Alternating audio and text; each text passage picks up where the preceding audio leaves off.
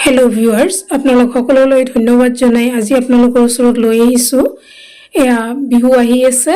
ইয়াৰ কাৰণে বিভিন্ন প্ৰকাৰৰ পিঠা বনোৱা যায় আজি মই আপোনালোকৰ ওচৰত লৈ আহিছো এয়া তালৰ পিঠা এয়া তালৰ প্ৰথমতে মই এটা তাল সৰু পকা তাল লৈ লৈছো এই তালটোৰ বাকলিখিনি গুছাই আছো এইখিনি গুছোৱা হওঁতে এয়া তালটোক মই হাতেৰে তিনি টুকুৰ কৰি লৈ লৈছো আৰু এই তিনি টুকুৰ কৰি মই ইয়াক আতৰাই লৈ লৈছো আৰু এক টুকুৰৰ পৰা এয়া মই ৰস উলোৱাৰ চেষ্টা কৰি আছো অকণ পানী দিছো আৰু ইয়াক হাতেৰে মুহাৰি ইয়াৰ পৰা ৰস উলিয়াই লৈ আছো এনেকৈ ৰস উলাবলৈ মই বহুত সহজ পাওঁ আৰু এনেকৈ উলাই ভাল পাওঁ এয়া ৰসখিনি উলোৱা হৈ আহিছে আৰু এইখিনিক মই ধুনীয়াকৈ চেপি উলিয়াই লৈ লম এয়া প্ৰথমৰ এইখিনি মোৰ ৰস উলোৱা সম্পূৰ্ণকৈ হৈ গৈছে এতিয়া এইখিনিক মই চাকনিৰে চাকি লৈ লম কাৰণ তালৰ আখিনি পেটৰ কাৰণে বহুত বেয়া এয়া এনেকৈ চাকিবলৈ দি মই আৰু অকণ ৰস উলিয়াই লৈ লৈছো আৰু সেইখিনিকো চাকি লৈ লৈছো এয়া মই বল এটাত সৰু বাটিৰে দুবাটি ৰস লৈ লৈছো আৰু তাতে প্ৰায় হাফ বাটি বেছি আৰু এবাটিৰ তিনি ভাগৰ এভাগ চেনি দি দিছো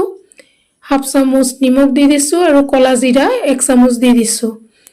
দি এইখিনি মিলাই লৈ তাতে পিঠাগুৰি এয়া সৰু বাটিৰে ডেৰ বাটিমান পিঠাগুৰি দি এয়া ধুনীয়াকৈ মাৰি লৈ আছো এইখিনি মাৰা হৈ গৈছে অকমান ঢিলা যেন পাই আৰু অকনমান পিঠাগুৰি দি দিছো আৰু এইখিনি এনেকৈ মাৰি লৈ ধুনীয়াকৈ মিলোৱা হৈ গৈছে এয়া এইখিনি ঢাকি আধা ঘণ্টামান থৈ দিছো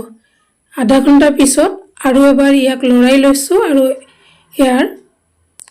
ধুনীয়াকৈ মিলোৱা হৈ গৈছে এতিয়া কেৰাহী এটা বহাই দি দিছো তাতে এয়া দি দিছো তেলখিনি গৰম হৈ আহোতে তাতে এয়া মই এটা এটাকৈ পিঠা বনাই লৈ লম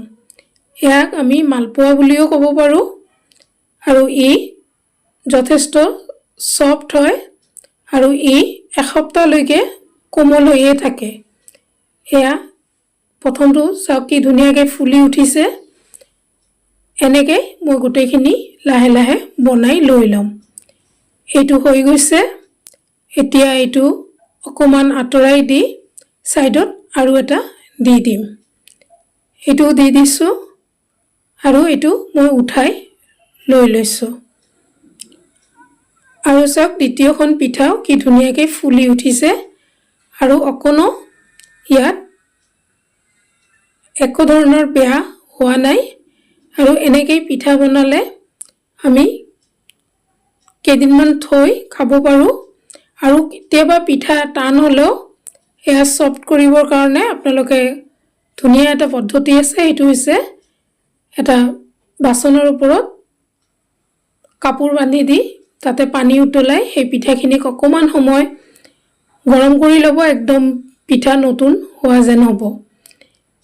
এয়া এনেকৈ মই গোটেইখিনি পিঠা বনাই